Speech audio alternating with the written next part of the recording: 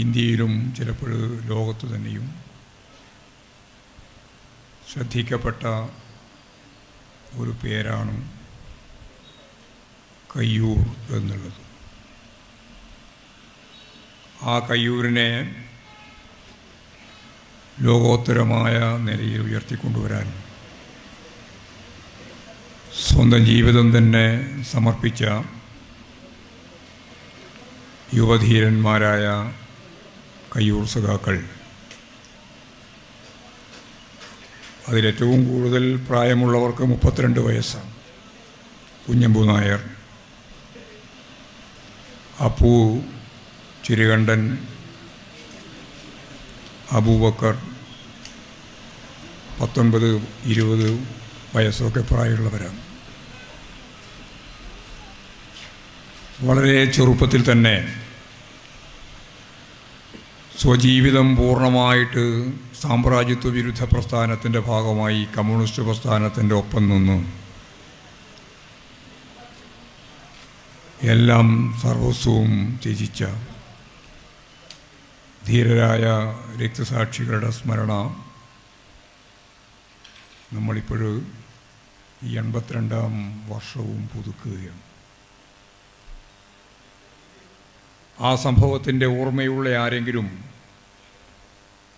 അന്നത്തെ വർത്തമാന ജീവിതത്തോടൊപ്പം നടന്നുപോയ ആരെങ്കിലും ഈ പരിപാടിയിൽ പങ്കെടുക്കുന്നുണ്ട് എന്ന് ഞാൻ പ്രതീക്ഷിക്കുന്നില്ല.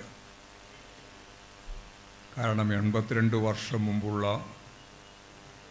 ആ സംഭവത്തിൽ ഒരു 12-14 വയസ്സെങ്കിലും വേണം എന്തെങ്കിലും ഒരു ഓർമ്മ വരാൻ. അങ്ങനെയുള്ള ഓർമ്മയുള്ള ഒരാളും ഇന്നത്തെ ഈ അനുസ്മരണ സമ്മേളനത്തിൻ്റെ ഭാഗമായിട്ട് പങ്കെടുക്കുന്നില്ല. എന്നാൽ തലമുറയായി ഈ കയ്യൂരിൻ്റെ മക്കളെ, രണധീരരായ താരതമ്യമില്ലാത്ത ഈ രക്തസാക്ഷികളെ കേരളവും കമ്മ്യൂണിസ്റ്റ് പ്രസ്ഥാനത്തെ അതീവ ഗൗരവത്തോടെ കാണുന്ന എല്ലാവരുടെയും മനസ്സിൽ കയ്യൂർ രക്തസാക്ഷികൾ ഇന്നും ജീവിച്ചിരിപ്പുണ്ട്. അതുകൊണ്ടാണ് രക്തസാക്ഷികൾക്ക് മരണമില്ല. അവർ നമ്മളിൽ ഓരോരുത്തരിലുമാണ് ജീവിക്കുന്നത്. ഒരു ഭൂതകാലം എല്ലാ പ്രസ്ഥാനത്തിനും ഉള്ളതുപോലെ കമ്മ്യൂണിസ്റ്റ് പ്രസ്ഥാനത്തിനും ഉണ്ട്. ആ ഭൂതകാലത്തിൻ്റെ അനുഭവങ്ങളിൽ നിന്നാണ് വർത്തമാന കാലഘട്ടത്തെ അഭിമുഖീകരിക്കാൻ നമ്മൾ പ്രാപ്തി നേടുന്നത്. അതിലൂടെയാണ് നമ്മളെല്ലാം പ്രതീക്ഷിക്കുന്ന ഭാവിയിലേക്ക്, സോഷ്യലിസത്തിലേക്ക്, സമത്വസുന്ദരമായ ഒരു ലോകത്തിലേക്ക് നമ്മളെല്ലാം നടന്ന് കയറാനുള്ള ശ്രമം നടത്തിക്കൊണ്ടിരിക്കുന്നത്. ഈ ഒരു തിരിച്ചറിവോടുകൂടിയാണ് പരസ്പരം അറിയപ്പെടുന്നവരും അറിയപ്പെടാത്തവരുമായ ഓരോരുത്തരും കയ്യൂർ രക്തസാക്ഷിത്വത്തിൻ്റെ ഈ ദിനത്തിൽ വീണ്ടും ഒത്തുചേർന്നുകൊണ്ടിരിക്കുന്നത്. നമുക്ക് പ്രതീക്ഷയുണ്ട്. മാധ്യമ ശൃംഖലകളും ബൂർഷ്വാ രാഷ്ട്രീയ പ്രസ്ഥാനങ്ങളും എന്തെല്ലാം കള്ളപ്രചാരവേലകൾ നടത്തിയാലും, എത്ര ശക്തമത്തായ കമ്മ്യൂണിസ്റ്റ് വിരുദ്ധ ആശയങ്ങൾക്ക് രൂപം നൽകിയാലും, ഈ ലോകം ഭാവി സോഷ്യലിസത്തിലൂടെയാണ് കടന്നു പോവുക എന്ന് ഇന്നും ഉറച്ചു വിശ്വസിക്കുന്ന ലക്ഷക്കണക്കിന് മനുഷ്യരുള്ള ലോകമാണ് ഇന്നത്തെ വർത്തമാന ലോകം. വർത്തമാന ലോകമെന്ന് ഞാൻ ബോധപൂർവം പറഞ്ഞതാണ്. ഇന്ന് ലോകത്ത് 5-ൽ-1 ഇടതുപക്ഷ കമ്മ്യൂണിസ്റ്റ് ആശയത്തെ അടിസ്ഥാനപ്പെടുത്തി കൈകാര്യം ചെയ്യുന്ന ഭരണവ്യവസ്ഥയുടെയും ഭരണകൂടത്തിൻ്റെയും ഭാഗമായിട്ട് നിലകൊള്ളുന്നവരാണ്. സോവിയറ്റ് റഷ്യയുടെയും കിഴക്കൻ യൂറോപ്യൻ രാജ്യങ്ങളുടെയെല്ലാം തകർച്ചയ്ക്ക് ശേഷവും സാമ്രാജ്യത്വ ശക്തികൾ, പ്രത്യേകിച്ച് ഈ കാലഘട്ടത്തിൽ ട്രംപിനെ പോലെയുള്ള തീവ്ര വലതുപക്ഷ ശക്തികൾ അധികാരത്തിലിരുന്നപ്പോഴും ലോകത്തിൻ്റെ ഗതി മാറ്റുന്നതിനു വേണ്ടി പഴയകാലത്ത് ഏകധ്രുവ സാമൂഹ്യ വ്യവസ്ഥയിലേക്കാണ് നീങ്ങുന്നത് എന്ന പ്രചാരവേല അതിനടിവരയിട്ടുകൊണ്ട് ട്രംപ് അധികാരത്തിൽ വന്നപ്പോൾ ഇന്ന് അതിനു വേണ്ടി നടത്തിക്കൊണ്ടിരിക്കുന്ന ശ്രമങ്ങൾ, ഇതെല്ലാം വർത്തമാന കാലഘട്ടത്തിൻ്റെ പ്രത്യേകതയായിട്ട് കാണുമ്പോഴും നമുക്ക് ഉറപ്പുണ്ട് ഈ അമേരിക്കൻ സാമ്രാജ്യത്വവും സാമ്രാജ്യത്വ ശക്തികളും നാറ്റോ ഉൾപ്പെടെയുള്ള പട്ടാള സൗധവുമെല്ലാം ലോകത്തിൻ്റെ മുമ്പിൽ തകർന്ന് വീണേ പറ്റൂ. അത് വളർന്നുകൊണ്ടിരിക്കുന്ന ഒരു ശക്തിയല്ല, വളരുന്ന പ്രവണതയുള്ളതുമല്ല, തകർച്ചാഭൂമിയിരിക്കുന്ന വലിയ രീതിയിലുള്ള മുതലക്കൂപ്പിലേക്ക്, തകർച്ചയിലേക്ക് നീങ്ങാൻ പോകുന്ന ഒന്ന് തന്നെയാണ് സാമ്രാജ്യത്വവും മുതലാളിത്തവുമെല്ലാം. ഇതിന്ന് ഈ പൊതുയോഗത്തിൻ്റെ ഭാഗമായിട്ട് ഞാൻ പറയുന്നതല്ല. ഒരു സോഷ്യലിസ്റ്റ് രാജ്യവും ഉടലെടുക്കുന്നതിന് മുമ്പ് 1917 അത്രയോ മുമ്പ് 1848 ഈ ദീർഘവീക്ഷണത്തോടെ സാമൂഹ്യശാസ്ത്രത്തെ മാർക്സ്, എംഗൽസ് ലോകത്തിൻ്റെ മുമ്പിൽ അവതരിപ്പിച്ചത്. വൈകാരികമായൊരു പ്രകടനമായിരുന്നില്ലേ അത്? ലോകത്താദ്യമായിട്ട് രൂപം കൊണ്ട തൊഴിലാളി വർഗ പ്രസ്ഥാനത്തിൻ്റെ സംഘടിത രൂപം, അതാണ് നിങ്ങൾക്കെല്ലാം അറിയുന്ന കമ്മ്യൂണിസ്റ്റ് ഇൻ്റർനാഷണൽ, കമ്മ്യൂണിസ്റ്റ് ലീഗ്. ആ കമ്മ്യൂണിസ്റ്റ് ലീഗിൻ്റെ രണ്ടാമത്തെ സമ്മേളനത്തിലാണ് യുവധീരന്മാരായ ദാർശനികരായ മാർക്സിനെയും എംഗൽസിനെയും കമ്മ്യൂണിസ്റ്റ് ലീഗിൻ്റെ ലക്ഷ്യപ്രഖ്യാപനം തയ്യാറാക്കാൻ വേണ്ടിയിട്ട് ചുമതലപ്പെടുത്തുന്നത്. ചുമതലപ്പെടുത്തി ഒരു വർഷം കഴിഞ്ഞപ്പോൾ 1848 കമ്മ്യൂണിസ്റ്റ് മാനിഫെസ്റ്റോ എന്ന ലോകത്ത് ഏറ്റവും കൂടുതൽ പതിപ്പിറങ്ങുകയും ലോകത്ത് ഏറ്റവും കൂടുതൽ ജനങ്ങൾ വായിക്കുകയും ചെയ്ത പുസ്തകത്തിൻ്റെ പട്ടികയിൽ വളരെ മുമ്പിലുള്ള ഒന്നാണ് കമ്മ്യൂണിസ്റ്റ് മാനിഫെസ്റ്റോ. ആ കമ്മ്യൂണിസ്റ്റ് മാനിഫെസ്റ്റോ അവതരിപ്പിച്ചുകൊണ്ടാണ് മാർക്സും എംഗൽസും പറഞ്ഞത്, നിങ്ങളുടെ കണ്ണ് വെച്ച് നോക്കുമ്പോൾ മുതലാളിത്തം വളർന്നുകൊണ്ടിരിക്കുകയാണ്. 1848 ഈ വളർന്നുകൊണ്ടിരിക്കുന്ന മുതലാളിത്തം തകർന്നേ പറ്റൂ. എങ്ങനെയാണോ മനുഷ്യ സമൂഹത്തിൻ്റെ ചരിത്രത്തിൽ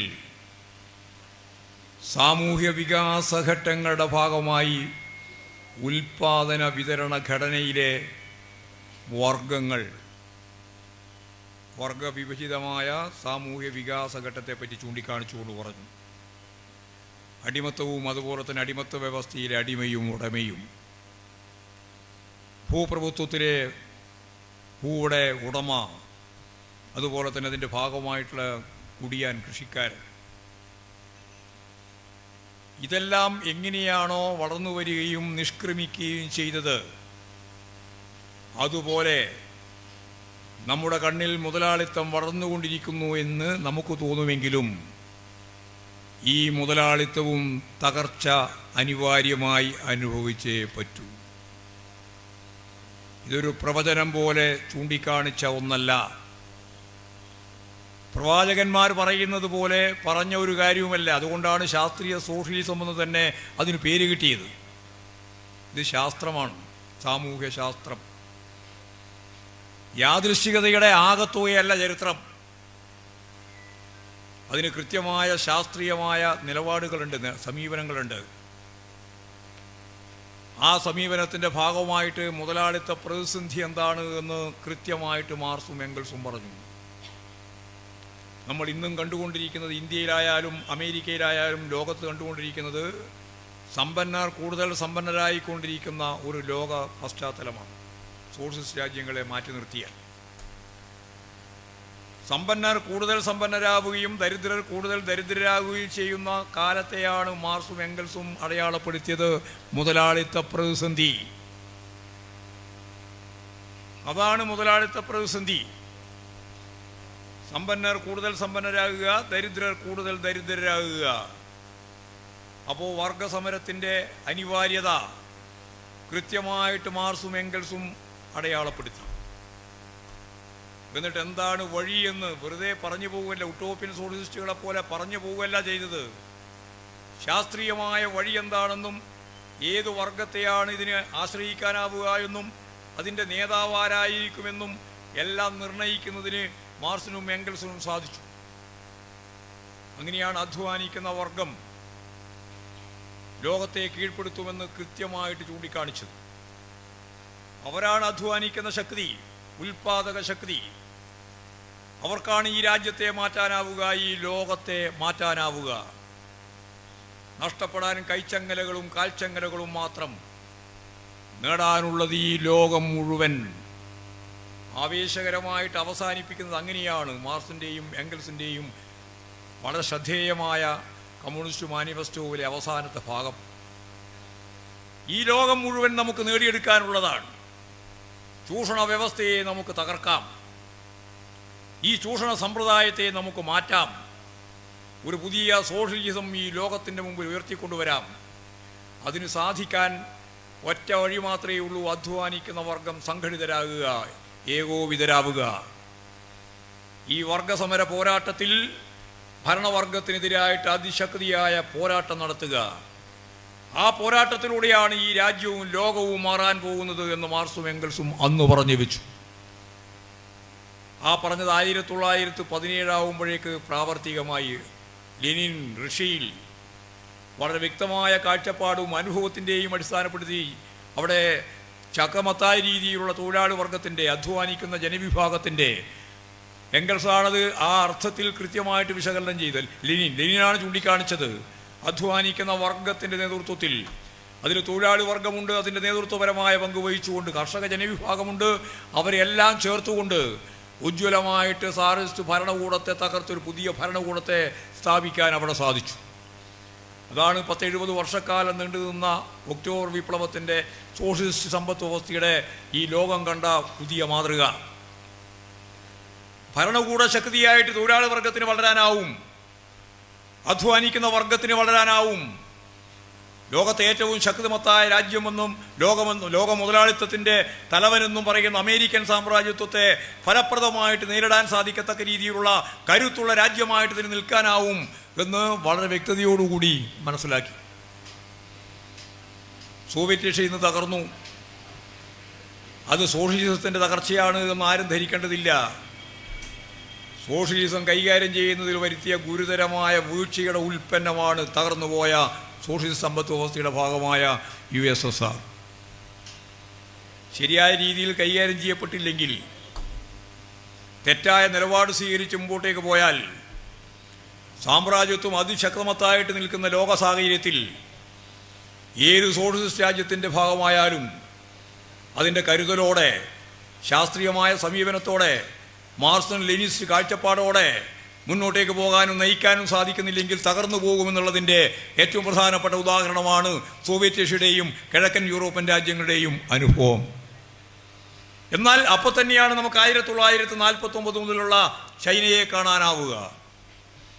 കറുപ്പ് തിന്ന് മതിമയങ്ങിക്കിടക്കുന്ന വിവരമില്ലാത്തവൻ്റെ നാട് എന്നാണ് യൂറോപ്യൻകാർ ചൈനയെ പറ്റി വിളിച്ചിരുന്നത്.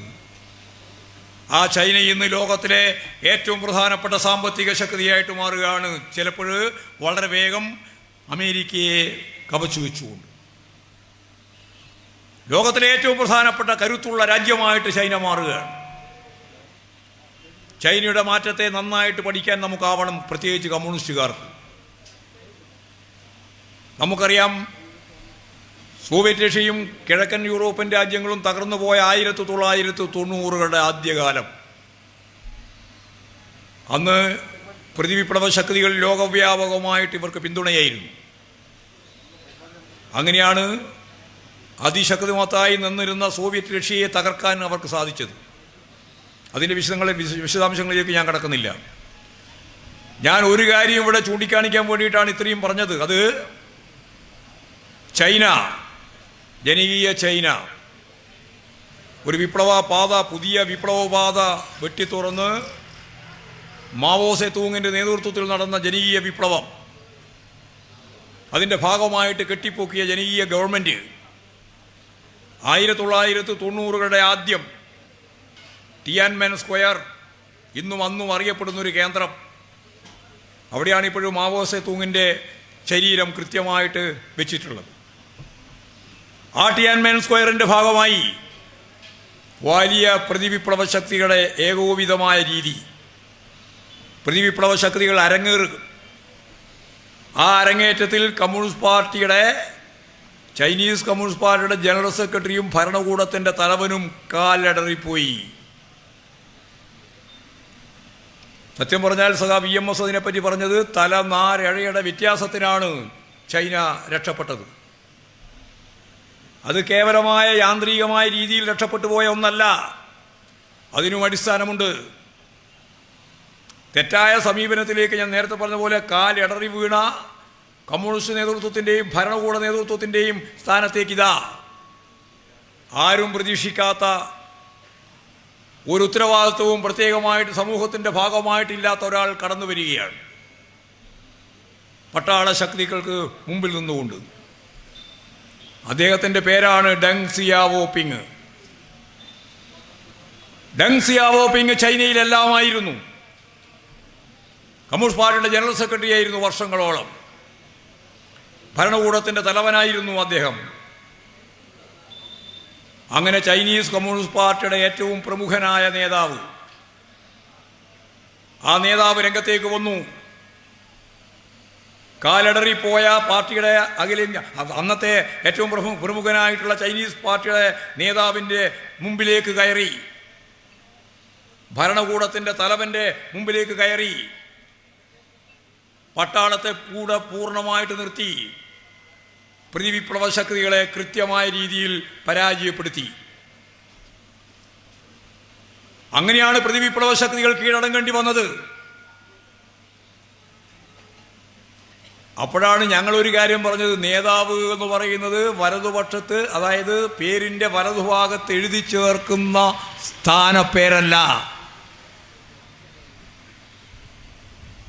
ഒരു സ്ഥാനപ്പേരും ഉണ്ടായിരുന്നില്ല ഡെങ് സിയാവോപിങ്ങിന് അന്ന്. പക്ഷേ ജനങ്ങളുടെ ഹൃദയത്തിൽ ജീവിക്കുന്ന വിപ്ലവകാരിയായ ഭരണാധികാരിയായ ഡെങ് സിയാവോപിങ്ങാണ് രംഗത്തെ വന്ന് ഈ പ്രതിവിപ്ലവ ശക്തികളെ പൂർണ്ണമായിട്ട് പരാജയപ്പെടുത്തി ജനാധിപത്യ വിപ്ലവത്തെ ഉയർത്തി കാണിച്ചുകൊണ്ട് മുമ്പോട്ടേക്ക് വരികയും എന്നിട്ട് കൃത്യമായിട്ട് പറഞ്ഞു, ഞങ്ങൾക്ക് ഒരു സോഷ്യലിസ്റ്റ് രാജ്യത്തിൻ്റെ തലത്തിലേക്ക് ഉയർന്നു വരുന്നതിനെ പറ്റിയല്ല, ഒരു അർദ്ധവികസിത രാജ്യത്തിൻ്റെ ഒപ്പം മുന്നോട്ടേക്ക് പോകാൻ സാധിക്കണമെങ്കിൽ ഞങ്ങൾക്ക് ഇനിയും 10-25 വർഷം 30 വർഷം വേണം എന്നന്ന് ഡെങ് സിയാവോപിങ് പറഞ്ഞു. ഒരു വികസിത പറഞ്ഞിട്ടില്ല, അർദ്ധവികസിത രാജ്യത്തിൻ്റെ ഒപ്പം തന്നെ എത്തണമെങ്കിൽ നല്ല പട്ടിണി ഉൾപ്പെടെയുള്ള, ദാരിദ്ര്യം ഉൾപ്പെടെയുള്ള, നിത്യോപയോഗ സാധനത്തിൻ്റെ വിലവർധന ഉൾപ്പെടെയുള്ള മുതലാളിത്ത സമൂഹത്തിൻ്റെ ഭാഗമായിട്ട് തജ്ജന്യമായി കിട്ടിയ ഈ പ്രശ്നങ്ങൾക്ക് മുഴുവൻ പരിഹാരം കണ്ടുകൊണ്ട് എല്ലാവർക്കും വീട് കൊടുക്കാൻ, എല്ലാവർക്കും പൂർണ്ണമായ അർത്ഥത്തിലുള്ള പൗരസ്വാതന്ത്ര്യത്തോടുകൂടി മുന്നോട്ടേക്ക് ജീവിക്കാൻ ഉതകുന്ന രീതിയിൽ അവരാഗ്രഹിച്ച രീതിയിൽ ജനതയെ മുന്നോട്ടേക്ക് നയിക്കാൻ ഞങ്ങൾക്ക് 10-20 വർഷമെങ്കിലും ചുരുങ്ങിയത് വേണം എന്ന് ഡെങ് സിയാവോപിങ് അന്നാ പറഞ്ഞത്. അതുവരെ ഞങ്ങളെല്ലാം പറഞ്ഞുകൊണ്ടിരുന്നത് സോഷ്യലിസം വന്നു, പിന്നെ കുഴപ്പമില്ല, എല്ലാ പ്രശ്നവും പരിഹരിച്ചു എന്നാണ്. അങ്ങനെയായിരുന്നു ഇന്ത്യയിലെ കമ്മ്യൂണിസ്റ്റുകാരുടെ ധാരണ. സോഷ്യലിസം വന്നു കഴിഞ്ഞാൽ അവിടെ എല്ലാ പ്രശ്നവും പരിഹരിച്ചു. അപ്പോഴാണ് ഡെങ് സിയാവോപിങ് പറഞ്ഞത്, സോഷ്യലിസം വന്നു ഇത്രയും വർഷമായി, 1949 മുതൽ 91 വരെയുള്ള കാലം, ഇത്രയും വർഷമായിട്ടും ഞങ്ങൾക്ക് ചൈനീസ് ജനതയെ പൂർണ്ണമായിട്ട് പട്ടിണിയിൽ നിന്ന്, ദാരിദ്ര്യത്തിൽ നിന്ന്, അതുപോലെ തന്നെ അവശതയിൽ നിന്ന് ഒക്കെ മോചിപ്പിക്കാൻ സാധിക്കണമെങ്കിൽ ഇനി ഒരു 20 വർഷക്കാലം ഞങ്ങൾക്ക് വേണ്ടി വരും, പാർപ്പിട പ്രശ്നം ഉൾപ്പെടെയുള്ള പ്രശ്നങ്ങൾക്ക് പരിഹാരം കാണാൻ എന്ന്.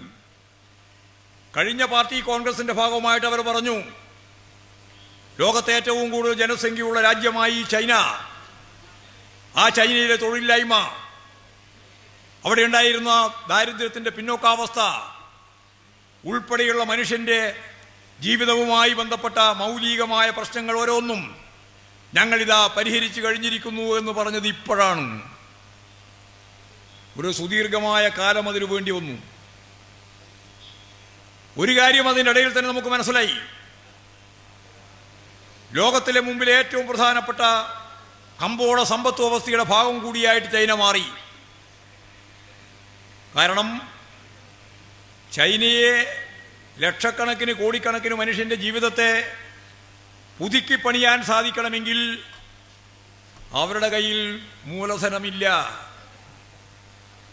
ചൈന അഭിമുഖീകരിച്ച ഏറ്റവും പ്രധാനപ്പെട്ട പ്രശ്നം അതാണ്, മൂലധനമില്ല.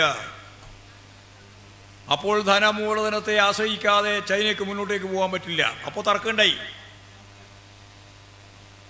ധനമൂലധന ശക്തികളെ നമുക്ക് ആശ്രയിക്കാനാവുമോ എന്ന ചോദ്യം ചൈന ഉന്നയിച്ചു. ഡെങ് സിയാവോപിങ് തന്നെയാണ് അതിന് നേതൃത്വപരമായ പങ്ക് വഹിച്ചുകൊണ്ട് ഈ രാജ്യത്തിൻ്റെ വളർച്ചയ്ക്ക്, സോഷ്യലിസത്തിൻ്റെ വളർച്ചയ്ക്ക് മുതലാളിത്ത, ഞാൻ നേരത്തെ പറഞ്ഞ ധനമൂലധന ശക്തികളെ നമുക്ക് ആശ്രയിക്കേണ്ടി വരും. ആ ആശ്രയത്തിൻ്റെ ഭാഗമായിട്ടാണ് ഞാൻ നേരത്തെ പറഞ്ഞ ഈ 2020 ആകുമ്പോഴേക്ക് അവർക്ക് മൗലികമായ പ്രശ്നങ്ങൾ മുഴുവൻ ഒരു സാമാന്യം ജനതയുടെ, സോഷ്യലിസ്റ്റ് ജനതയുടെ ജീവിത നിലവാരത്തിലേക്ക് ചൈനയിലെ കോടാനുകോടി മനുഷ്യരെ കൃത്യമായിട്ട് മുന്നോട്ടേക്ക് നയിക്കാൻ അവർക്ക് സാധിച്ചത് ഈ പദ്ധതി ആസൂത്രണം ചെയ്തുകൊണ്ടാണ്. ഇനിയിപ്പോഴ് നിങ്ങൾക്കറിയാം, അമേരിക്ക കഴിഞ്ഞാൽ ലോകത്തിലെ ഏറ്റവും കൂടുതൽ ശതകോടീശ്വരന്മാരുള്ള രാജ്യമാണ് ഇപ്പോഴും ചൈന. എന്തൊക്കെ വളർച്ചയാണ്, എന്തൊക്കെ വ്യത്യാസങ്ങളാണ് വന്നത്. ആ ചൈനീസ് കമ്മ്യൂണിസ്റ്റ് പാർട്ടിയുടെ ഷീ ഇപ്പോഴും കൃത്യമായിട്ട് ജനറൽ സെക്രട്ടറിയുമാണ്, ഭരണ സംവിധാനത്തിൻ്റെ തലമനമാണ്. ഷീ ഇപ്പോഴും അവസാനം പറഞ്ഞത് ഈ അന്തരം കുറക്കുക എന്നുള്ളതാണ് ഇനി കമ്മ്യൂണിസ്റ്റ് പാർട്ടിയുടെയും ഭരണ സംവിധാനത്തിൻ്റെയും ഏറ്റവും പ്രധാനപ്പെട്ട ചുമതല. വലിയ വിശ്വാസം, ആത്മവിശ്വാസം നൽകുന്ന പ്രഖ്യാപനമാണ്. സമ്പത്തിൻ്റെ കേന്ദ്രീകരണം നടന്നിട്ടുള്ള ശതകോടീശ്വരന്മാരുടെ എണ്ണത്തിലല്ല, അതിൻ്റെ അന്തരം കുറക്കുക. വരുമാനത്തിലുള്ള അന്തരം കുറക്കുന്നതിന് വേണ്ടി നിർണായകമായ തീരുമാനമെടുത്തു കഴിഞ്ഞിരിക്കുന്നു. ജനതയുടെ മൗലിക പ്രശ്നങ്ങൾക്കെല്ലാം പരിഹാരം കാണാൻ കഴിഞ്ഞതിന് ശേഷമുള്ള ചൈനീസ് ഭരണകൂടം. ഞാനതിൻ്റെ മറ്റ് വിശദീകരണത്തിലേക്കൊന്നും ഇപ്പോൾ കടക്കുന്നില്ല. ചൈന ലോകത്തിലെ ഏറ്റവും പ്രധാനപ്പെട്ട ശക്തിയായി, കരുത്തുറ്റ ശക്തിയായി, വളർച്ച നേടുന്ന രാജ്യമായി വളരെ വേഗം, വളരെ ചുരുക്കം കൊല്ലം കൊണ്ട് മാറാൻ പോവുകയാണ്. അമേരിക്കൻ സമ്പദ് വ്യവസ്ഥ ഗുരുതരമായ പ്രതിസന്ധിയിൽ നിന്ന് പ്രതിസന്ധിയിലേക്ക് മാറിക്കൊണ്ടിരിക്കുകയാണ്. ഒരു സംശയം ഇപ്പോഴില്ല. ട്രംപ് തന്നെ കൃത്യമായിട്ട് ആ കാര്യം പറഞ്ഞു പോന്നിട്ടുണ്ട്. ലോകത്തെ മുഴുവൻ യുദ്ധഭീഷണിയിൽ നിലനിർത്താനും രാജ്യത്തെയും ലോകത്തെയും കൊള്ളയടിക്കാനും സാമ്രാജ്യത്വം നടത്തിക്കൊണ്ടിരിക്കുന്ന അതിൻ്റെ സൈനിക നീക്കങ്ങളെയും സാമ്പത്തിക നീക്കങ്ങളെയും ഫലപ്രദമായി പ്രതിരോധിക്കാൻ അമേരിക്കയിൽ തന്നെ പുതിയ ശക്തികൾ ഉയർന്നു വന്നിരിക്കുന്നു. വിദ്യാർത്ഥികളും യുവാക്കളും തൊഴിലാളികളും അതുപോലെ ജീവനക്കാരുൾപ്പെടെയുള്ള ഒരു വലിയ വിഭാഗം അതിശക്തിയായിട്ട് ലോകത്തിൻ്റെ മുമ്പിൽ അമേരിക്കയിൽ തന്നെ വളർന്നു വരുന്നു എന്നുള്ളതാണ് പുതിയ കാഴ്ച. സാമ്രാജ്യത്വവും അതുപോലെ തന്നെ സോഷ്യലിസവും തമ്മിലുള്ള വൈരുദ്ധ്യം അതിൻ്റെ ഏറ്റവും ശക്തമത്തായ രീതിയിൽ തുടരുന്ന ഇന്നത്തെ ലോക പശ്ചാത്തലത്തിൽ നമുക്കറിയുന്നത് പോലെ ഒരു യുദ്ധസന്നാഹമാവുന്ന പശ്ചാത്തലം സൃഷ്ടിക്കാൻ ഇപ്പോഴും ട്രംപ് അധികാരത്തിൽ വന്നതിന് ശേഷം തീവ്ര വലതുപക്ഷ ശക്തികൾ വമ്പിച്ച രീതിയിൽ മുന്നേറ്റം സൃഷ്ടിച്ചതിന് ശേഷം അവരിപ്പോൾ നടത്തിക്കൊണ്ടിരിക്കുന്നത് എങ്ങനെ ഒരു യുദ്ധത്തിലേക്ക് രാജ്യത്തെ നയിക്കാം, ലോകത്തെ നയിക്കാം എന്നതാണ്. കാരണം യുദ്ധമാണ് അവരുടെ ജീവശ്വാസം. സാമ്രാജ്യത്വത്തിൻ്റെ എല്ലാ കാലത്തെയും സമീപനം സൂക്ഷിച്ച് പരിശോധിച്ച് നോക്കിയാൽ യുദ്ധം അനിവാര്യമാണ് അവർക്ക്. സാമ്രാജ്യത്വ ശക്തികൾ തമ്മിലുള്ള വൈരുദ്ധ്യത്തിൻ്റെ ഭാഗമായിട്ടാണ് അല്ലെങ്കിൽ ലോകത്തെ ഒന്നാം ലോകമഹായുദ്ധവും രണ്ടാം ലോകമഹായുദ്ധവും ഉണ്ടായത്. ഇനിയിപ്പോൾ ലോക പശ്ചാത്തലത്തിൽ ഒരു യുദ്ധ സാഹചര്യമില്ല എന്നാണ് പൊതുവെ കണ്ടിരുന്നതെങ്കിൽ ട്രംപിൻ്റെ വരവോടുകൂടി എന്താണെന്ന് പ്രവചിക്കാനാവാത്ത രീതിയിലുള്ള വലിയ സംഘർഷാത്മകമായ സാഹചര്യം വന്നുകൊണ്ടിരിക്കുന്നു എന്നുള്ളതും ഗൗരവപൂർവ്വം നമ്മൾ കാണേണ്ടതാണ്. സാമ്രാജ്യത്വ രാജ്യങ്ങൾ മൂന്നാം ലോക രാജ്യങ്ങളെ പിടിച്ചെടുക്കുന്നതിന് വേണ്ടി, ഒപ്പം ചേർക്കുന്നതിന് വേണ്ടി, കൂട്ടിച്ചേർക്കുന്നതിന് വേണ്ടി നടത്തിക്കൊണ്ടിരിക്കുന്ന ശ്രമങ്ങൾ വൈരുദ്ധ്യാത്മകമായ രീതിയിൽ ശക്തിപ്പെട്ടു വരികയാണ്. ഞാനതിൻ്റെ വിശദീകരണത്തിലേക്ക് കടക്കുന്നില്ല. എന്നാൽ നാലാമതായിട്ട് നമ്മൾ ചൂണ്ടിക്കാണിക്കുന്ന ഏറ്റവും പ്രധാനപ്പെട്ട ഒരു കാര്യം ഭരണകൂടവും ജനങ്ങളും തമ്മിലുള്ള വൈരുദ്ധ്യം. ആഗോളവൽക്കരണത്തിൻ്റെ പുതിയ സാഹചര്യത്തിൽ ലോകവ്യാപകമായിട്ട് ഉയർന്നു വരുന്ന തീവ്ര വലതുപക്ഷ ശക്തികളുടെ നേതൃത്വത്തിലുള്ള പുതിയ നിലപാടുകൾ സ്വീകരിച്ചുകൊണ്ട് മുമ്പോട്ടേക്ക് വരുന്ന ഭരണ സംവിധാനവും ഭരണകൂട വ്യവസ്ഥയും ഒരുതരം പുതിയ ഫാസിസത്തിലേക്ക് രാജ്യത്തെ നയിക്കുകയാണ്. ഇതിനെതിരായ പോരാട്ടമാണ് ലോകവ്യാപകമായിട്ട് നടന്നുകൊണ്ടിരിക്കുന്നത്. അതിൻ്റെ ഭാഗമായിട്ടാണ് സിലോൺ ഉൾപ്പെടെയുള്ള നമ്മുടെ തൊട്ടടുത്ത രാജ്യം പോലും കമ്മ്യൂണിസ്റ്റുകാർക്ക് അധികാരത്തിൽ വരാൻ കഴിയുന്ന പുതിയ സാഹചര്യം ഒരുങ്ങിയത്. നേപ്പാളിൽ ഇന്നലെ കലാപമാണ്. രാജഭരണം തിരിച്ചു കൊണ്ടുവരണമെന്ന് പറഞ്ഞുകൊണ്ട് അക്രമാസക്തമായ രീതിയിൽ കലാപം കൊടിയുയർത്തിക്കൊണ്ട് അവിടെ പിന്തിരിപ്പൻ ശക്തികൾ മുഴുവൻ കമ്മ്യൂണിസ്റ്റുകാർ ഉൾപ്പെടെയുള്ള ഭരണ സംവിധാനത്തിനെതിരായി കലാപം നടത്തിക്കൊണ്ടിരിക്കുകയാണ് ഇന്നലെയും ഇന്നുമൊക്കെ നേപ്പാളിൽ. നിങ്ങൾക്കറിയാം, ആഫ്രിക്കൻ രാജ്യങ്ങളിലുള്ള ഡസൻ കണക്കിന് രാജ്യങ്ങളിൽ ചെറുതും വലുതുമായ രാജ്യങ്ങളുണ്ട്. വെനീസുലയെ പോലുള്ള തുടർച്ചയായിട്ട് ഇടതുപക്ഷ നിലപാടുകൾ സ്വീകരിക്കുന്ന രാജ്യങ്ങളുണ്ട്. ആ രാജ്യങ്ങളെല്ലാം സോഷ്യലിസ്റ്റ് രാജ്യങ്ങളാണ് എന്നൊന്നും പറയാൻ സാധിക്കുന്നതല്ല, അല്ല. എന്നാൽ ഇടതുപക്ഷ നിലപാടുകൾ സ്വീകരിച്ച് സാമ്രാജ്യത്വ വിരുദ്ധ സമീപനം കൈകാര്യം ചെയ്യുന്ന ഡസൻ കണക്കിന് രാജ്യങ്ങൾ ഈ ലോകത്ത്, ഞാൻ നേരത്തെ പറഞ്ഞതുപോലെ, ഈ രണ്ട് രാജ്യങ്ങൾക്ക് പുറമെ തന്നെയുണ്ട്. തീവ്ര വലതുപക്ഷ ശക്തികൾക്കെതിരായിട്ട് മുന്നോട്ടേക്ക് വരുന്ന ഫ്രാൻസിന്റെ അനുഭവമുണ്ട്. തീവ്ര വലതുപക്ഷ ശക്തികളെ തളച്ചിടാൻ സാധിക്കുന്ന ലേബർ പാർട്ടിയുടെ UK-യിലുള്ള ശക്തമത്തായ രീതിയിലുള്ള തിരിച്ചുവരവുണ്ട്. ഞാനിതൊന്ന് ആവർത്തിച്ച് പറഞ്ഞത്, കയ്യൂർ രക്തസാക്ഷികളുടെ പരിപാവനമായ ഈ രക്തസാക്ഷിത്വത്തിൻ്റെ ഭാഗമായിട്ട് ഉയർത്തിപ്പിടിച്ച സാമ്രാജ്യത്വ വിരുദ്ധത, ആ സാമ്രാജ്യത്വ വിരുദ്ധത 82 വർഷം കഴിഞ്ഞ് ഇന്ന് ആ രക്തസാക്ഷിത്വ ദിനം ആചരിക്കുമ്പോൾ അത് ലോകത്തെമ്പാടുമുള്ള മനുഷ്യൻ്റെ വികാരമായിട്ട് മാറിക്കൊണ്ടിരിക്കുന്നു എന്നുള്ളതാണ് ഈ രക്തസാക്ഷിത്വത്തിൻ്റെ ലോകപ്രശസ്തമായ ആ അടയാളപ്പെടുത്തലിൻ്റെ അടിസ്ഥാനം. അത് പറയാൻ വേണ്ടിയാണ് ഇത്രയും കാര്യങ്ങൾ ഞാൻ വിശദീകരിച്ചത്. അപ്പോൾ ഇന്നത്തെ പരിതസ്ഥിതിയിൽ നമുക്കെങ്ങനെയാണ് മുന്നോട്ടേക്ക് പോകാനാവുക? ഞാൻ ആദ്യം പറഞ്ഞു, തീവ്ര വലതുപക്ഷ ശക്തികൾക്ക് മുൻകൈയുണ്ട് ഈ ലോകത്ത്. 6 പിന്തിരിപ്പൻ ശക്തികൾക്ക് നേതൃത്വം കൊടുക്കാൻ കഴിയുന്ന, തനി ഭ്രാന്തോളം എത്തുന്ന നിലപാടുകൾ സ്വീകരിക്കുന്ന ട്രംപാണ് അതിൻ്റെ നേതാവ്. എന്തൊക്കെയാണ് ഇനി വരാൻ പോകുന്നത് എന്നതിനെപ്പറ്റി ഞാനിപ്പോഴും ചൂണ്ടിക്കാണിക്കുന്നില്ല. പക്ഷേ എന്തു വന്നാലും ഈ ലോകം ഈ സമ്പന്നരുടെ കൈപ്പിടിയിൽ ഒതുങ്ങുന്ന ഈ സമ്പത്തിൻ്റെ കേന്ദ്രീകരണത്തിനെതിരായി വലിയ പോരാട്ടങ്ങളിലേക്ക്, സമരങ്ങളിലേക്ക് പോകുന്ന മറ്റൊരു മറുപുറം നമുക്ക് കാണാൻ കഴിയും. ആ മറുപുറവും കൂടി നോക്കുമ്പോഴാണ് ഇന്ത്യ ഉൾപ്പെടെയുള്ള രാജ്യങ്ങളിൽ അതിശക്തിയായ സമരങ്ങളിലേക്ക്, പ്രക്ഷോഭങ്ങളിലേക്ക് പോകേണ്ടുന്നതിൻ്റെ അനിവാര്യത, ആവശ്യകത നമുക്ക് ബോധ്യമാകുക. ട്രംപിന് പരിപൂർണമായ പിന്തുണ നൽകുന്ന ലോകത്തിലെ ഏറ്റവും പ്രബലമായ ഒരു രാജ്യം ഇന്ത്യയാണ്. ഇന്ത്യ രാജ്യത്തെ പരിപൂർണമായിട്ട് ഒപ്പം നിർത്തിക്കൊണ്ടാണ് ട്രംപ് മുന്നോട്ടേക്ക് പോകുന്നത്. നമ്മുടെ ഇവിടെ ഉൽപ്പാദിപ്പിക്കുന്ന സാധനങ്ങൾ, ചരക്കുകൾ അമേരിക്കൻ മാർക്കറ്റിലേക്ക് പോകുമ്പോൾ ട്രംപ് യാതൊരു മനസാക്ഷി കുത്തുമില്ലാതെ 20-25% തീരുവ ചുമത്താൻ തീരുമാനിച്ചിരിക്കുന്നു. യാതൊരു പ്രയാസവും ഇവിടെ നരേന്ദ്രമോദിക്കില്ല. നമ്മുടെ കാർഷിക ഉൽപ്പന്നങ്ങൾ മാത്രമല്ല, വ്യാവസായിക ഉൽപ്പന്നങ്ങൾ ഉൾപ്പെടെ എല്ലാറ്റിൻ്റെയും പ്രധാനപ്പെട്ട മാർക്കറ്റുകൾ ഒന്ന് അമേരിക്ക ഉൾപ്പെടെയാണ്. ആ അമേരിക്കയിലേക്ക് കടക്കാൻ പോകുന്ന എല്ലാ സാധനത്തിൻ്റെയും മേലെ തീരുവ വർദ്ധിപ്പിക്കാൻ തീരുമാനിച്ചിരിക്കുകയാണ്. ചൈനയുടെ തീരുവ വർദ്ധിപ്പിക്കാൻ തീരുമാനിച്ചു, മെക്സിക്കോവിൻ്റെ തീരുമാനിച്ചു, കാനഡയുടെ തീരുമാനിച്ചു. അവരോട് ശത്രുതാപരമായ നിലപാട് സ്വീകരിക്കുന്നവരെയും അല്ലാത്തവരെയും സാമ്പത്തിക കൊള്ളക്ക് വിധേയപ്പെടുത്താൻ അമേരിക്കൻ സാമ്രാജ്യത്വം, പ്രത്യേകിച്ച് ട്രംപ് എടുത്തുകൊണ്ടിരിക്കുന്ന നിലപാട് ലോകവ്യാപകമായ പ്രതിഷേധം രൂപപ്പെട്ടു വരുന്നതാണ്, വരേണ്ടതാണ്. അത്രമാത്രം ഞാനിപ്പോഴും പറഞ്ഞു വെക്കുകയാണ്. സാമ്രാജ്യത്വ നിലപാടുകളെ പൂർണ്ണമായിട്ട് അംഗീകരിച്ച് മുമ്പോട്ടേക്ക് പോകുന്ന തീവ്ര വലതുപക്ഷത്തിൻ്റെ മുഖമായ നരേന്ദ്രമോദി കോർപ്പറേറ്റുകളുടെ താല്പര്യം സംരക്ഷിക്കാൻ വേണ്ടി നിലകൊള്ളുന്ന ഒരു വർഗം നിലപാടാണ് സ്വീകരിക്കുന്നത്. കോർപ്പറേറ്റുകളാണ് അവരുടെ ഏറ്റവും പ്രധാനപ്പെട്ട ഉന്നം, അവർക്കാണ് നേട്ടം. ലോകത്തിലെ ഏറ്റവും വലിയ മുതലാളിയായിട്ട് അംബാനിയെ എങ്ങനെ മാറ്റാം, എങ്ങനെയാണ് ലോകത്തിലെ ഏറ്റവും പ്രബലമായ ശക്തിയായിട്ട് അദാനിയെ മാറ്റാനാവുക? ഇതാണ് അവരുടെ ശ്രമം. 87% സമ്പത്ത് ഇന്ന് 10% കയ്യിലാണ് ഇന്ത്യയിൽ. നമുക്കെല്ലാം ചേർന്ന് 50% ജനങ്ങൾക്ക് അവരുടെ കയ്യിലുള്ള സ്വത്ത് 3%. ഇത് ഔദ്യോഗിക കണക്കാണ്. 3% സ്വത്തുള്ള 50%വും 10% സ്വത്തുള്ള 87% സ്വത്തുള്ള 10%കാരും. അതിൽ 1% തന്നെ ഇതിൻ്റെ മഹാഭൂരിപക്ഷവും കൈയടക്കാനായിട്ടുണ്ട്.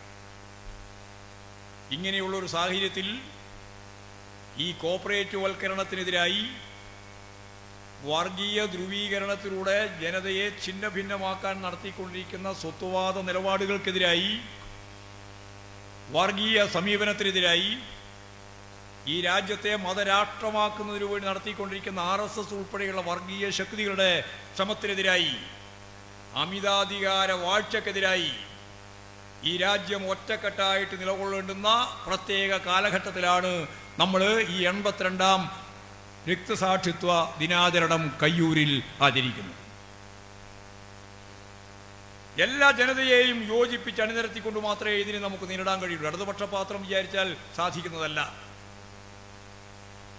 ഒരു രാഷ്ട്രത്തെ ആകെ മതരാഷ്ട്രമാക്കി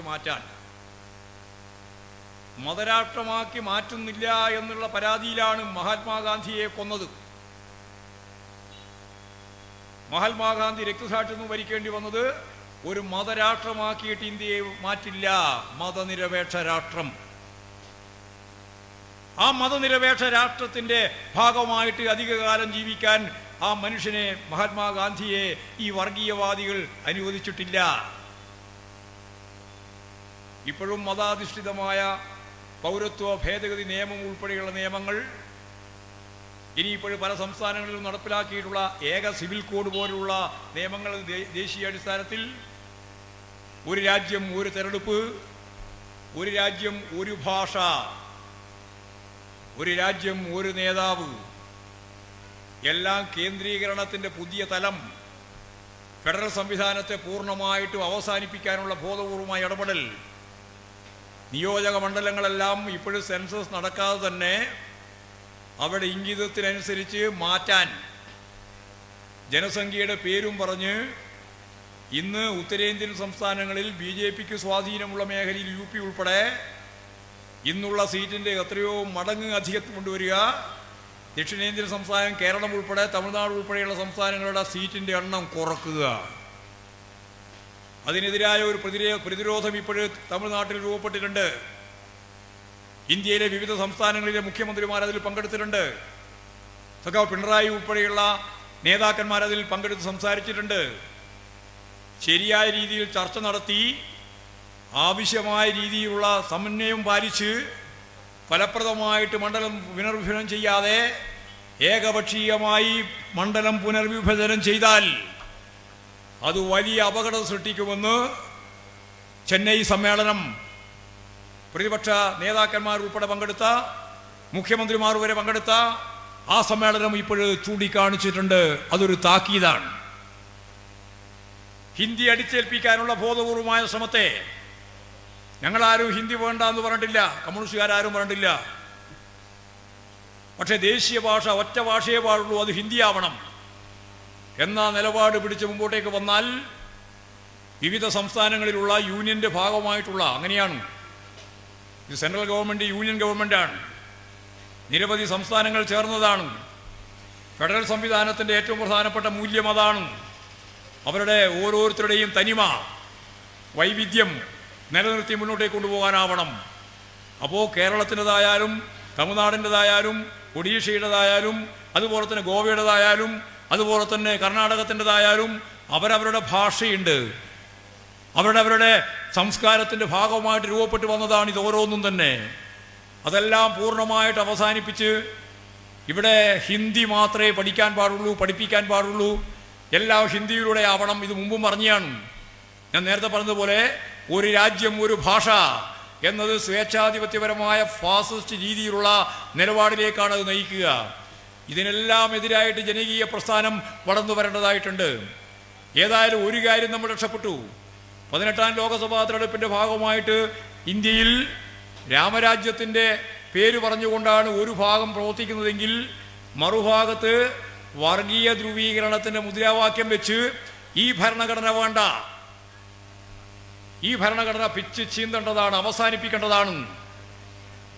മനുസ്മൃതിയെ അടിസ്ഥാനപ്പെടുത്തി ചാതുർവർണ്ണ വ്യവസ്ഥയിൽ അധിഷ്ഠിതമായ ഒരു ഹിന്ദു രാഷ്ട്രം, ഹിന്ദുത്വ, ആ ഹിന്ദുത്വ രാജ്യമുണ്ടാവണം, മതരാഷ്ട്രമുണ്ടാവണം. ഇതാണ് അവർ മുന്നോട്ടേക്ക് വെക്കുന്ന ഏറ്റവും പ്രധാനപ്പെട്ട മുദ്രാവാക്യം. അതിന് ഞങ്ങൾക്ക് 430 സീറ്റ് വേണം. 430 സീറ്റ്, 370 മുതൽ 430 സീറ്റ് വരെ ഞങ്ങൾക്ക് കിട്ടുമെന്നാണ് BJP 18ാം ലോകസഭാ തെരഞ്ഞെടുപ്പിൻ്റെ ഭാഗമായിട്ട് പറഞ്ഞത്, ആവശ്യപ്പെട്ടത്. പക്ഷേ കേവല ഭൂരിപക്ഷം കിട്ടിയില്ല. ഇന്ത്യ സഖ്യം ഉൾപ്പെടെയുള്ള ശക്തികൾ ഫലപ്രദമായിട്ട് ഇതിനെ പ്രതിരോധിച്ചു. ഇടതുപക്ഷ പ്രസ്ഥാനങ്ങൾ അതിൻ്റെ ഭാഗമായിട്ട് നിന്നു. അങ്ങനെ 2% വോട്ടിൻ്റെ വ്യത്യാസം, അത് കോൺഗ്രസ് ഫലപ്രദമായി പ്രവർത്തിച്ചിരുന്നുവെങ്കിൽ ആ 2% വ്യത്യാസം തന്നെ വരില്ലായിരുന്നു. 38 സീറ്റിൻ്റെ കുറവ്, അതാണ് നമുക്ക് ഭൂരിപക്ഷത്തിന് നഷ്ടമായത്. ഇന്ത്യ സഖ്യത്തിന് 38 സീറ്റ് കൂടി കിട്ടിയിരുന്നുവെങ്കിൽ ചിത്രം മാറുമായിരുന്നു. BJPക്ക് ഭൂരിപക്ഷമില്ല. സഖ്യകക്ഷി ഗവൺമെൻറ് അധികാരത്തിൽ വന്നു. അവർ പഴയതുപോലെ തന്നെ ഹിന്ദു രാഷ്ട്ര സങ്കല്പവുമായിട്ട് ഇപ്പോഴും മുന്നോട്ടേക്ക് പോവുകയാണ്. അപകടം അവസാനിച്ചു എന്ന് കാണാനാവില്ല. അതിശക്തിയായ പോരാട്ടവും സമരവും നമുക്കിനിയും മുന്നോട്ടേക്ക് കൊണ്ടുപോകാൻ സാധിക്കണം. ദേശീയാടിസ്ഥാനത്തിൽ ഈ വർഗീയ ശക്തികൾക്കെതിരായി യോജിക്കാവുന്ന മുഴുവൻ ശക്തികളെയും ചേർത്ത് നമുക്ക് അണിചേർന്ന് മുമ്പോട്ടേക്ക് പോയാൽ ഇതിനെ പൂർണ്ണമായ അർത്ഥത്തിൽ തളക്കാൻ നമുക്കാവും. അതാണ് ദേശീയ രാഷ്ട്രീയത്തിൻ്റെ മർമ്മപ്രധാനമായ ഭാഗം. കോൺഗ്രസ് പക്ഷേ ആ നിലപാട് സ്വീകരിക്കുന്നില്ല. നമുക്കറിയാം, അതിനുശേഷം നടന്ന തെരഞ്ഞെടുപ്പുകളിൽ BJPയെ തോൽപ്പിക്കാൻ കഴിയുമായിരുന്ന പ്രധാനപ്പെട്ട കേന്ദ്രങ്ങൾ പോലും ഡൽഹി ഉൾപ്പെടെ അവിടുന്ന് ഐക്യമുണ്ടാക്കാൻ തയ്യാറില്ല. ആം ആദ്മി പാർട്ടിയാണ് ഞങ്ങൾ ഒന്നാമത്തെ ശത്രു എന്ന് കോൺഗ്രസ് പരസ്യമായി പ്രഖ്യാപിച്ചുകൊണ്ടാണ് ഡൽഹിയിൽ മത്സരിച്ചത്. വട്ടപൂജ്യം, ഒരു സീറ്റ് പോലും കിട്ടിയിട്ടില്ല. അവിടെ ഐക്യപ്പെട്ട് മുന്നോട്ടേക്ക് വന്നിരുന്നുവെങ്കിൽ BJPയെ തോൽപ്പിക്കാനാകുമായിരുന്നു. നിരവധി സംസ്ഥാനങ്ങളിൽ നടന്ന തെരഞ്ഞെടുപ്പിൻ്റെയും അനുഭവം അതാണ്. കോൺഗ്രസിന് ഫലപ്രദമായി ഈ ഹിന്ദുത്വ വേട്ട, അതിൻ്റെ ഭാഗമായിട്ടുള്ളവരുടെ നിലപാടുകൾ ശാക്തമത്തായ രീതിയിൽ ഫലപ്രദമായി പ്രതിരോധിക്കാൻ കോൺഗ്രസിനാവുന്നില്ല.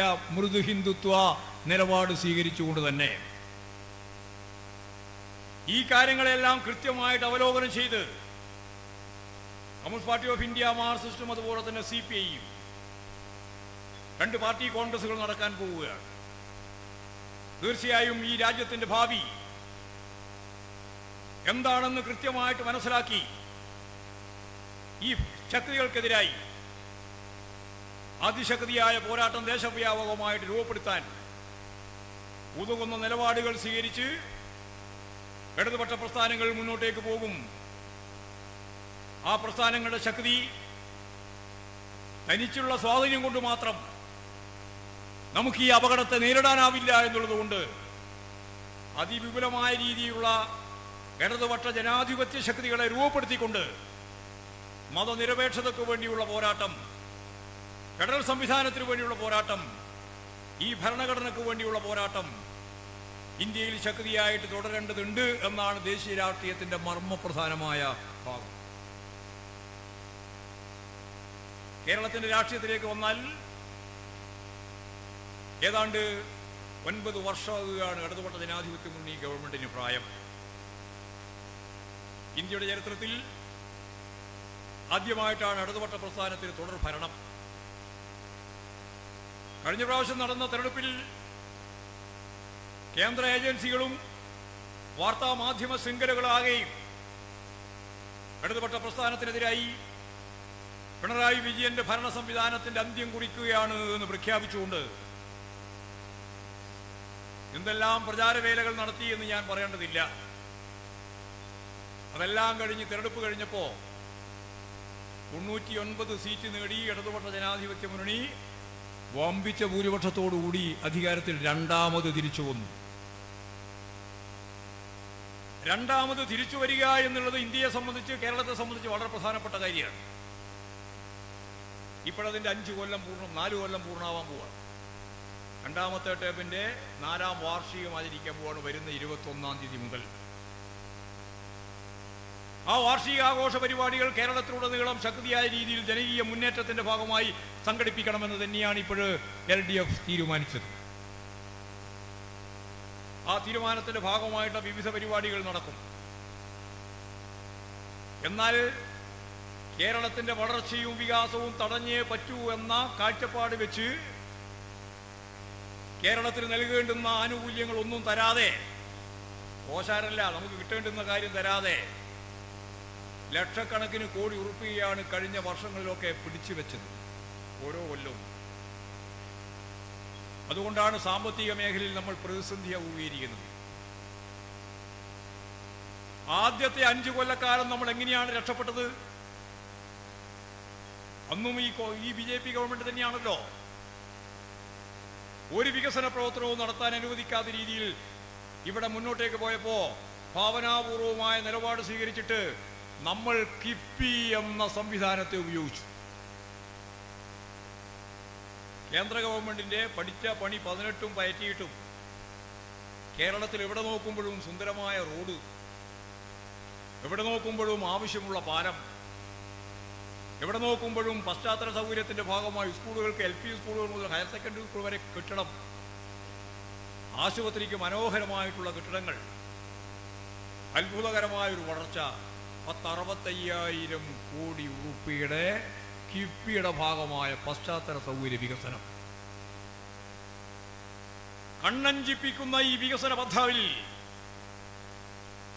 മോഡി ഗവൺമെന്റ് നോക്കിയപ്പോൾ നമ്മുടെ ഈ തരത്തിലുള്ള പ്രതിരോധമുണ്ടായിട്ടും കേരളം മുന്നോട്ടേക്ക് പോകുന്നത് എന്താ? UDF-കാർ നോക്കിയപ്പോഴും അത് തന്നെ, കിഫ്ബി.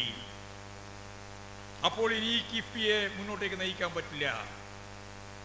കിഫ്ബി വാങ്ങുന്ന കടം, ഗവൺമെന്റ് വാങ്ങുന്ന കടത്തിന്റെ ഒപ്പം ചേർത്ത് ഗവൺമെന്റിന് കടം വാങ്ങാനുള്ള ഭരണഘടനാപരമായ അധികാരാവകാശം നൽകാതെ വലിയ പ്രതിസന്ധി ഉണ്ടാക്കാൻ വീണ്ടും ശ്രമിച്ചു.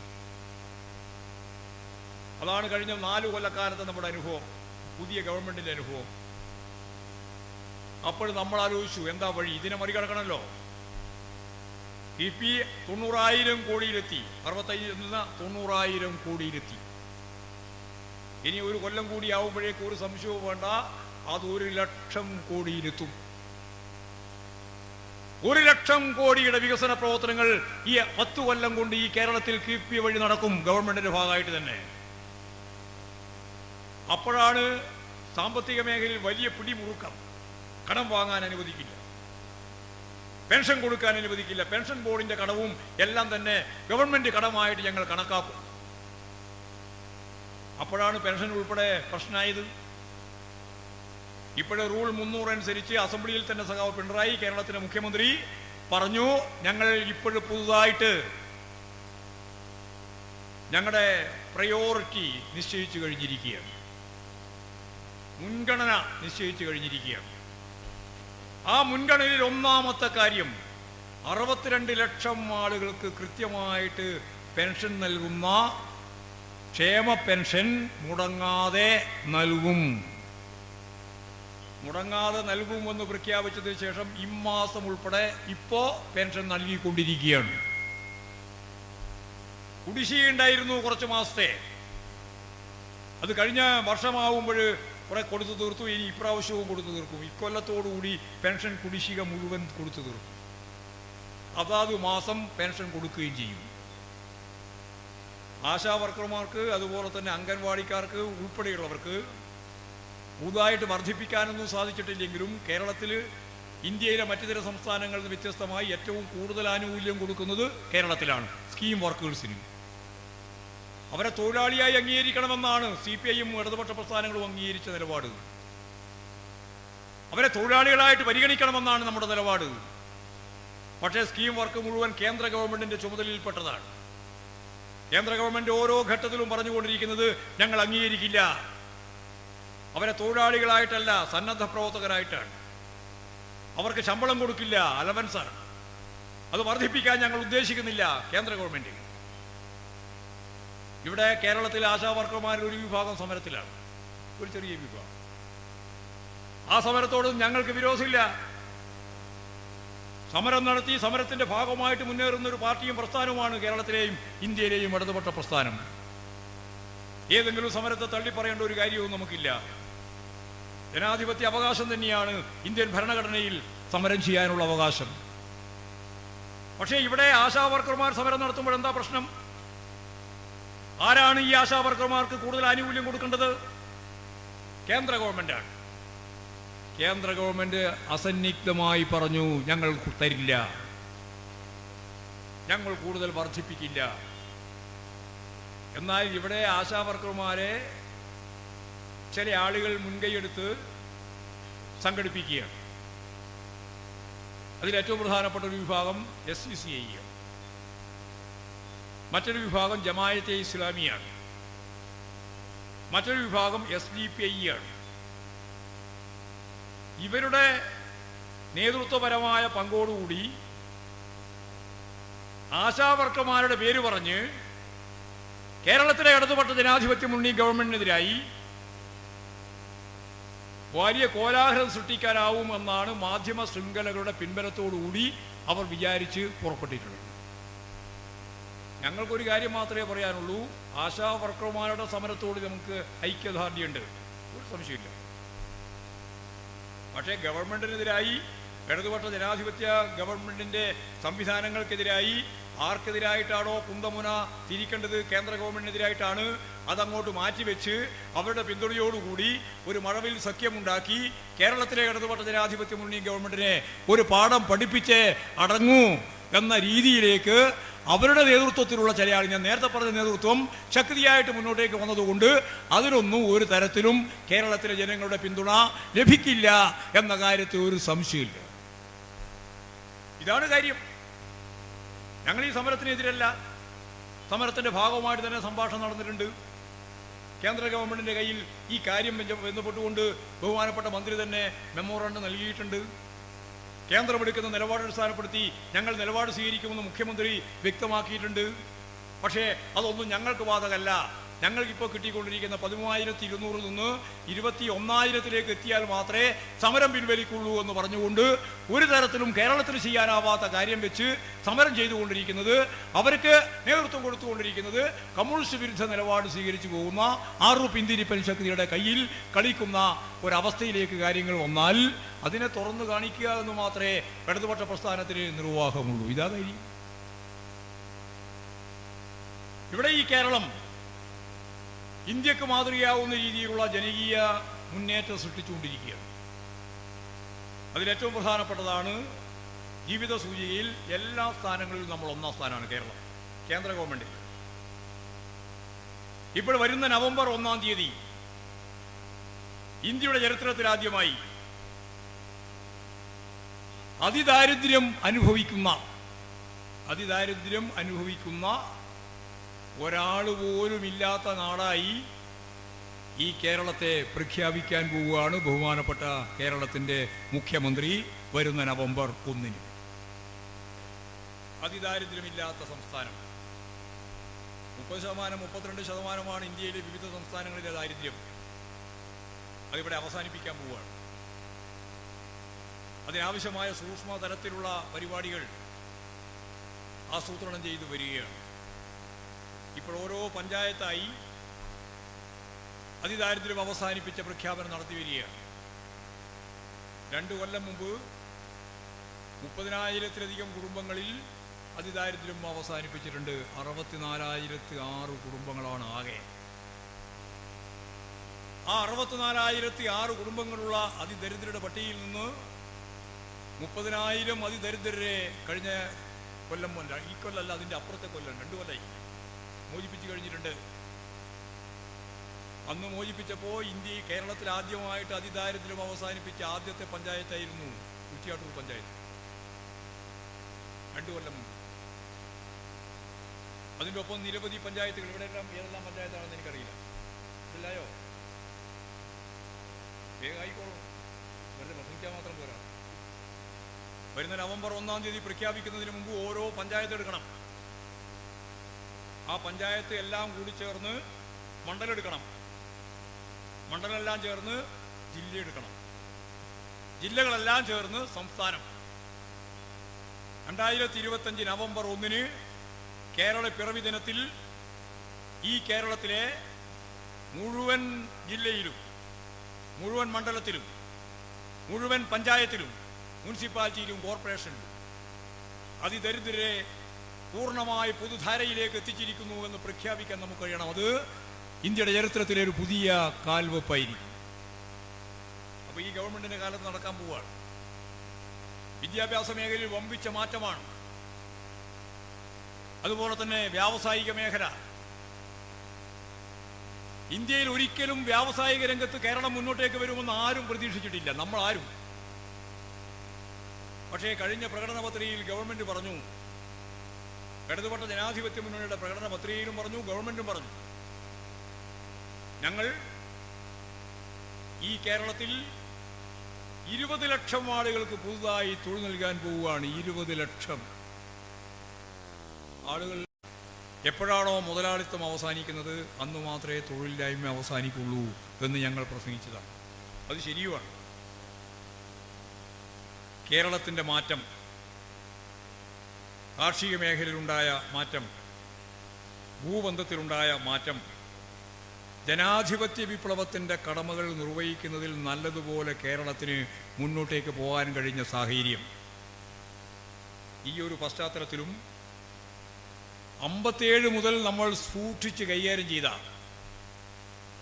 വിദ്യാഭ്യാസ മേഖലയുടെ വളർച്ച, ഇന്ന് 3ാമത്തെ തലമുറയാണ് കേരളത്തിൽ വിദ്യാഭ്യാസത്തിൻ്റെ കാര്യത്തിൽ. 57 പരിശോധിച്ചാൽ ഇന്ന് എല്ലാവരുടെയും വീട്ടിൽ അഭ്യസ്തവിദ്യരായ യുവതി യുവാക്കളുണ്ട്. പട്ടികജാതിക്കാരനോ പട്ടികവർഗക്കാരനോ പിന്നോക്കക്കാരനോ ചെത്തുതൊഴിലാളിയോ നെയ്ത്തുതൊഴിലാളിയോ കയർ തൊഴിലാളിയോ കശുവണ്ടി തൊഴിലാളിയോ ഓട്ടോറിക്ഷ തൊഴിലാളിയോ ചുമട്ട് തൊഴിലാളിയോ ഒന്നും വ്യത്യാസമില്ല. എല്ലാ വീട്ടിലുമുള്ളത് ഉന്നത വിദ്യാഭ്യാസം നേടിയ യുവതി യുവാക്കളാണ്. ഇത് 3ാമത്തെ തലമുറയാണ്. ഇത് ഇന്ത്യയിൽ വേറെ ഒരു സംസ്ഥാനത്തും ഉള്ളതല്ല. ഈ കേരളത്തിൻ്റെ മാത്രം പ്രത്യേകതയാണ്.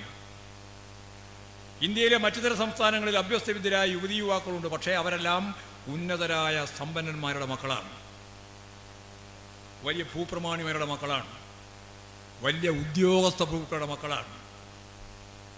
നാട്ടിലെ പാവപ്പെട്ട മനുഷ്യൻ ഇന്ന് 30 കോടി ഇന്ത്യക്കാരൻ സ്വന്തമായിട്ട് കയറിക്കിടക്കാൻ ഇടമില്ലാതെ അന്വേഷിച്ച് നടക്കുകയാണ്. 30 കോടി ഇന്ത്യക്കാരൻ. അങ്ങനെയുള്ളൊരു ഇന്ത്യയിൽ നമുക്ക് ഈ കേരളത്തിന് തൊഴിലില്ലായ്മ പ്രശ്നം പരിഹരിക്കാനാവുമെന്ന് ആത്മാർത്ഥയോട് പറയണമെങ്കിൽ ഈ അഭ്യസ്തവിദ്യരായ ഈ പുതിയ തലമുറയെ അഭിസംബോധന ചെയ്തേ പറ്റൂ. ഇവിടെ ഞാൻ നേരത്തെ പറഞ്ഞ ക്യാമ്പയിൻ നടന്നു. ആ ക്യാമ്പയിൻ നടക്കുമ്പോൾ ഞാനന്ന് മന്ത്രിയായിരുന്നു. തദ്ദേശ സ്വയംഭരണ സ്ഥാപനങ്ങളും അതുപോലെ തന്നെ വ്യവസായ വകുപ്പും ചേർന്നുകൊണ്ടാണ്. അന്ന് രാജീവും ഞാനും ചേർന്നാണ് ആ പരിപാടി ഉദ്ഘാടനം ചെയ്തത്, മുഖ്യമന്ത്രിയുടെ സാന്നിധ്യത്തിൽ. ഈ മുദ്രാവാക്യം അങ്ങനെയാണ് രൂപപ്പെട്ടത്. അന്ന് 1 ലക്ഷം ആളുകളെ സംരംഭ പ്രവർത്തനത്തിൻ്റെ ഭാഗമായി രജിസ്റ്റർ ചെയ്യും എന്ന് ഞങ്ങൾ പറഞ്ഞു. 1 ലക്ഷം. അപ്പോൾ പറഞ്ഞു പലരും, 1 ലക്ഷം സംരംഭം എവിടെയാണ് കേരളത്തിൽ സാധിക്കുക? ആ 1 ലക്ഷം എന്നുള്ളത് ഇപ്പോഴും 3,40,000 കേരളത്തിലെ സംരംഭകരുടെ രജിസ്റ്റർ ചെയ്തവരുടെ എണ്ണം 3,40,000. കാരണം 3 കൊല്ലം കഴിഞ്ഞു. ഓരോ കൊല്ലം ഏതാണ്ട് 1 ലക്ഷത്തിലധികമാണ്. അതിൽ വളരെ ഫലപ്രദമായി പ്രവർത്തിക്കുന്ന സംരംഭ പ്രവർത്തനങ്ങളുണ്ടായി 100 കോടി വരെ. വളരെ ശ്രദ്ധേയമായ രീതിയിൽ മുന്നോട്ടേക്ക് പോകുന്ന ആയിരക്കണക്കിനെണ്ണം. ഏതാണ്ട് 7 ലക്ഷത്തോളം ആളുകൾക്ക് തൊഴിൽ കിട്ടുന്ന സ്ഥിതി സംരംഭ പ്രവർത്തനത്തിലൂടെ ഉണ്ടായി. മിനിറ്റുകൾ കൊണ്ട് അംഗീകാരം വേടുന്ന അവസ്ഥ, അതിനാവശ്യമായ മാറ്റം മുഴുവൻ തദ്ദേശ സ്വയംഭരണ സ്ഥാപനങ്ങളുടെ ഭാഗമായി കോർപ്പറേഷനിലും മുനിസിപ്പാലിറ്റിയിലും അതുപോലെ തന്നെ പഞ്ചായത്തിലും ഉണ്ടായി. വ്യവസായ വകുപ്പിൻ്റെ ഭാഗമായിട്ട് മാറ്റേണ്ട മുഴുവൻ കാര്യങ്ങളും മാറ്റി. ഏത് നിമിഷവും നിങ്ങൾ ആവശ്യപ്പെട്ടാൽ അപ്പോൾ തുടങ്ങാനാവുന്ന പശ്ചാത്തലം വന്നു. അങ്ങനെ വന്നപ്പോൾ ഇന്ത്യയിലെ ചെറുകിട സംരംഭങ്ങളിലെ 1ാം സ്ഥാനക്കാരായിട്ട് ഈ കേരളം മാറി. ആ പശ്ചാത്തലത്തിലാണ് നമ്മൾ ഇൻവെസ്റ്റ്മെൻറ്റ് മീറ്റ് നടത്തിയത്. ഞാൻ ആ മീറ്റിൽ പങ്കെടുത്തതാണ്. 26 രാജ്യങ്ങളിൽ നിന്നുള്ള ഭരണപ്രതിനിധികൾ ഉൾപ്പെടെ ലോകത്തിൻ്റെ വിവിധ മേഖലയിലുള്ള മലയാളി സുഹൃത്തുക്കൾ, സാമ്പത്തിക ശേഷിയുള്ളവർ ഉൾപ്പെടെ ഏതാണ്ട് 2500 ആളുകൾ ആ പരിപാടിയിൽ പങ്കെടുത്തു 2 ദിവസം. ആ പരിപാടിയുടെ ഭാഗമായിട്ട് ആ പരിപാടി സമാപിക്കുന്ന സന്ദർഭത്തിൽ പങ്കെടുത്തവരെല്ലാം വന്നു പോകുന്നവരല്ല, 1,52,000 കോടിയുടെ നിക്ഷേപം വാഗ്ദാനം ചെയ്തു. കേവലമായ വാഗ്ദാനമല്ല, അപ്പം തന്നെ തുടങ്ങി അതിൻ്റെ ആവശ്യമായ പ്രവർത്തനം. കാറ്റഗറി തിരിച്ചു. ഇന്നലെ സഖാവ് രാജീവനെ കണ്ടപ്പോൾ രാജീവൻ എന്നോട് പറഞ്ഞത് ഏതാണ്ട് 1,52,000 കോടിയിൽ നിന്ന് 2 ലക്ഷം കോടിയായി ഇപ്പോഴ് ലോകത്തിൻ്റെ വിവിധ മേഖലയിൽ നിന്ന് വന്ന പുതിയ നിർദ്ദേശങ്ങൾ കൂടി ചേരുമ്പോൾ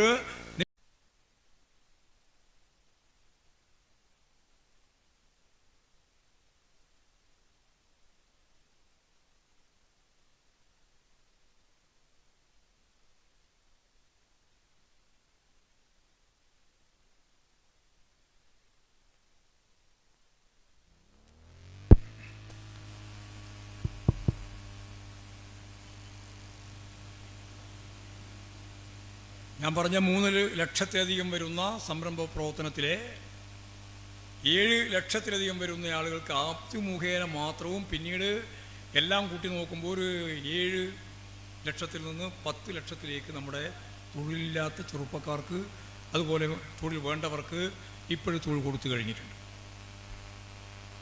ഇനി കിഫ്ബിയെ നമ്മളെങ്ങനെയാണോ ഉപയോഗിച്ചത് അതുപോലെ വ്യാവസായിക മേഖലയിൽ നിക്ഷേപത്തെ നമ്മൾ ഉപയോഗിക്കാൻ പോവുകയാണ്.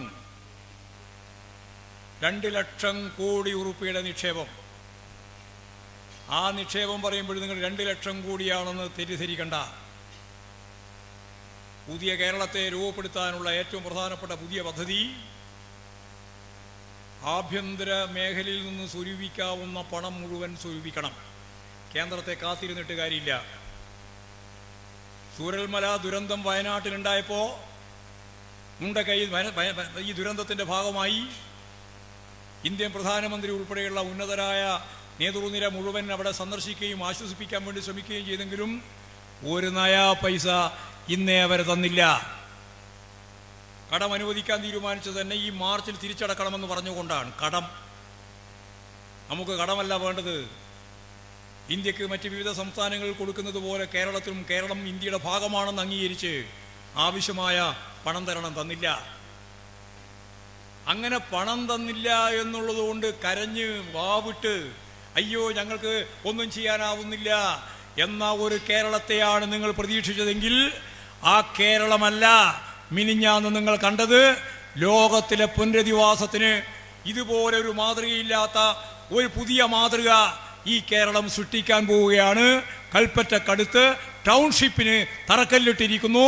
അതിൻ്റെ മാതൃകാ വീടും റോഡും ഇപ്പം പൂർത്തിയാവും. തുടർന്ന് എല്ലാ വീടും ഒപ്പം തന്നെ പൂർത്തിയാക്കും. ഈ ലോകത്തിന് മുമ്പ് തന്നെ ഒരു മാതൃകയായിരിക്കും. ഏറ്റവും സുന്ദരമായിട്ട് ജീവിക്കാൻ സാധിക്കുന്ന ഒരു പശ്ചാത്തലം ഒരുക്കും. അവിടെ വേണ്ട മറ്റെല്ലാ പശ്ചാത്തലങ്ങളും, ആശുപത്രി, സ്കൂള്, കെട്ടിടം, എന്തൊക്കെ വേണോ അതുപോലെ സ്പോർട്സിനാവശ്യമായ സംവിധാനങ്ങൾ, ഗ്രൗണ്ട്, സ്റ്റേഡിയം ഉൾപ്പെടെ എല്ലാം. അതുകൊണ്ടാണ് അതിന് പേര് തന്നെ കൊടുത്തത്. അത് ടൗൺഷിപ്പാണ്. ആ ടൗൺഷിപ്പ് ഞങ്ങൾ ഒരുക്കും നിങ്ങളുടെ ഷീട്ടില്ലാതെ തന്നെ. ആ അല്പധൈര്യം കേരളത്തിൽ കിട്ടി. ഇനി അതിന് തുടർച്ചയായിട്ട് ഞാൻ നേരത്തെ പറഞ്ഞ കാര്യം ഒന്നും കൂടി പറയാം. 2 ലക്ഷം കോടി ഉറുപ്പിയുടെ ആഭ്യന്തര മേഖലയിൽ ചിലവഴിക്കാനുള്ള മൂലധന നിക്ഷേപത്തിന്റെ സമ്മതപത്രം അത് നമ്മൾ എല്ലാ മേഖലയിലും ഉപയോഗിക്കാൻ വേണ്ടി 2 ആഴ്ചക്കുള്ളിൽ പൂർത്തിയാവാൻ പോവാണ്. ഇവിടെ ഏത് മേഖല? നമുക്കറിയാം, കൊച്ചിയിൽ നിന്ന് കോയമ്പത്തൂരിലേക്ക് ഒരു വ്യാവസായിക ഇടനാഴി, കോഴിക്കോട് നിന്ന് മംഗലാപുരത്തേക്ക് ഒരു വ്യാവസായിക ഇടനാഴി, ഈ കാസർഗോഡ് ഉൾപ്പെടെ ചേർന്ന് ലോകോത്തരമായ രീതിയിൽ വളർന്ന് വികസിച്ചു എന്ന് ഇപ്പോഴും തന്നെ പറയാൻ സാധിക്കുന്ന, ഉദ്ഘാടനത്തിന് മുമ്പ് തന്നെ ലോകത്തെ ആശ്ചര്യപ്പെടുത്തിയ വിഴിഞ്ഞം പോർട്ട്, തിരുവനന്തപുരം കൊല്ലം പുതിയ റിംഗ് റോഡ്, പുതിയ പാലം, പുതിയ നാഷണൽ ഹൈവേ, പുതിയ റെയിൽവേ എല്ലാം ചേർത്തുകൊണ്ടൊരു പുതിയ ചിത്രം വരാൻ പോവുകയാണ്. തിരുവനന്തപുരത്തിനും കൊല്ലത്തിൻ്റെയും ചിത്രം.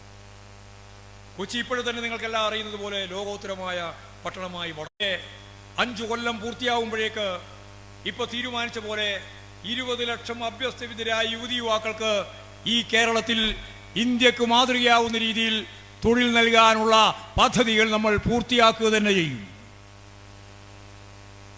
ഇതൊക്കെ ഞാൻ നേരത്തെ പറഞ്ഞ സോഷ്യലിസ്റ്റ് രാജ്യത്തിൻ്റെ ഭാഗമായിട്ട് ചൈനയെ പറ്റി പറഞ്ഞില്ലേ? എത്രയോ കൊല്ലക്കാലത്തെ നിരന്തരമായ ശ്രമത്തിൻ്റെ ഭാഗമായിട്ടാണ് അവർക്ക് മൗലിക പ്രശ്നങ്ങൾക്ക് പരിഹാരം കാണാൻ കഴിഞ്ഞത്. നമ്മളേതാണ്ട് 57 മുതൽ ഇങ്ങോട്ട് തുടങ്ങിയതാണ്. കാർഷിക മേഖലയിൽ നമുക്ക് നല്ല മുന്നേറ്റം ഉണ്ടാക്കാൻ കഴിഞ്ഞു. വ്യാവസായിക മേഖലയിൽ വലിയ മുന്നേറ്റമാണ് ഇനിയും ഉണ്ടാക്കാൻ പോകുന്നതും. വിദ്യാഭ്യാസ മേഖല ലോകോത്തരമായി. ആരോഗ്യം, പൊതുജന ആരോഗ്യ പ്രസ്ഥാനം അത് വിസ്മയിപ്പിക്കുന്ന രീതിയിലായിരുന്നു, നമുക്കെല്ലാവർക്കും അറിയാം. തൊഴിലില്ലായ്മയായിരുന്നു നമ്മുടെ ശാപമായിട്ടുണ്ടായിരുന്നത്, അതും നമുക്ക് പരിഹരിക്കാനാവും. ഇതൊരു പുതിയ കേരളമാവും, നവകേരളം. നവകേരളം എന്ന് പറഞ്ഞാൽ പട്ടിണി പങ്കിടുന്ന ഒരു സംസ്ഥാനം എന്ന രീതിയിലല്ല. വികസിത രാജ്യങ്ങൾ, 400 കൊല്ലക്കാലത്തെ വികസനം നേടിയ വികസിത രാജ്യങ്ങൾ, അർദ്ധവികസിത രാജ്യങ്ങൾ, ആ രാജ്യങ്ങളിലെ ജനങ്ങളുടെ ജീവിത നിലവാരത്തിൻ്റെ ഒപ്പം ഈ കേരളത്തിലെ ജനങ്ങളുടെ ജീവിത നിലവാരം എത്തിക്കുക എന്നുള്ളതാണ് നവകേരളം കൊണ്ട് ഈ ഗവൺമെന്റ്, ഇടതുപക്ഷ മുന്നണി ഗവൺമെന്റ് ഉദ്ദേശിക്കുന്നത്. ഈ തലത്തിലേക്ക് കേരളത്തെ മുന്നോട്ടേക്ക് നയിക്കാനുള്ള ഒരു 3ാം ഊഴത്തിലേക്കാണ് കേരളം മാറുന്നത്. ഞാൻ മറ്റു വിശദീകരണത്തിലേക്കൊന്നും കടക്കുന്നില്ല. 2 ടേം കഴിഞ്ഞ് 2026, ഇത് 25ആണ്, 26 മെയ്യിൽ നടക്കാൻ പോകുന്ന അസംബ്ലി തെരഞ്ഞെടുപ്പ് വരുമ്പോൾ, അതിനു മുമ്പ് തദ്ദേശ സ്വയംഭരണ സ്ഥാപനങ്ങളിലേക്കുള്ള തെരഞ്ഞെടുപ്പ് വരുമ്പോൾ ഒരു സംശയമില്ല, ഈ കേരളം അതിൻ്റെ ചരിത്രത്തിലെ പുതിയ കുതിപ്പിലേക്ക്, 3ാം ഘട്ട ഗവൺമെന്റിലേക്ക് LDF മാറാൻ പോകുന്നു എന്നത് ഈ ഒരു പശ്ചാത്തലത്തെ അടിസ്ഥാനപ്പെടുത്തിയാണ്. ആ തരത്തിലേക്ക് നമുക്ക് കേരളത്തെ മുന്നോട്ടേക്ക് നയിക്കാനാവും. അതിന് കേരളത്തിലെ ജനങ്ങൾ, ഇന്നത്തെ വർത്തമാന കാലഘട്ടത്തിലെ ജനങ്ങൾ ഉൾപ്പെടെ കടപ്പെട്ടിരിക്കുന്നു കേരളത്തിലെ കമ്മ്യൂണിസ്റ്റ് തൊഴിലാളി വർഗ പ്രസ്ഥാനത്തിൻ്റെ രക്തസാക്ഷികളുടെ സ്മരണയ്ക്ക്. അവരാണതിൻ്റെ പൂർവികരായിട്ടുള്ള മുന്നേ നടന്ന ആളുകൾ, ഈ സമൂഹത്തെ മാറ്റാൻ വേണ്ടി ശ്രമിച്ച ആളുകൾ, ജന്മിത്വത്തിനെതിരായിട്ടും അതുപോലെ സാമ്രാജ്യത്തിനെതിരായിട്ടുള്ള പോരാട്ടം ഒപ്പം ചേർന്ന് മുന്നോട്ടേക്ക് നയിച്ചവർ. ആ അനുഭവ പാഠങ്ങളിൽ നിന്നാണ് ഈ കേരളം ഒരു പുതിയ തലത്തിലേക്ക് ലോകത്ത് ഉയർന്നു വരുന്നത്. അതിന് കയ്യൂർ രക്തസാക്ഷികൾ ഉൾപ്പെടെയുള്ള ധീരരായ പോരാളികളുടെ സ്മരണ ഈ കേരളത്തിലെ കമ്മ്യൂണിസ്റ്റ് പ്രസ്ഥാനത്തിന് ഊർജ്ജം നൽകിയിട്ടുണ്ട്. പുതിയ കേരളം സൃഷ്ടിക്കുന്നതിന് വേണ്ടി ഇപ്പോഴത്തെ ഇടതുപക്ഷ പ്രസ്ഥാനങ്ങൾക്ക് ഊർജ്ജം നൽകിയിട്ടുണ്ട്. അതുപോലെ ഗവൺമെന്റിന് ഊർജ്ജം നൽകിയിട്ടുണ്ട്. അതെല്ലാം പൂർണ്ണമായിട്ട് ഉപയോഗപ്പെടുത്തിക്കൊണ്ട് നമുക്കാകെ ഒറ്റക്കെട്ടായി ഈ സ്മരണയിൽ മുന്നോട്ടേക്ക് പോകാനാവണം എന്ന് മാത്രം ചൂണ്ടിക്കാണിച്ചുകൊണ്ട്, ധീരരായ പോരാളികളുടെ സ്മരണയ്ക്ക് മുമ്പിൽ ആദരാഞ്ജലികൾ അർപ്പിച്ചുകൊണ്ട് ഞാൻ എൻ്റെ ഉദ്ഘാടന പ്രസംഗം അവസാനിപ്പിക്കുകയാണ്.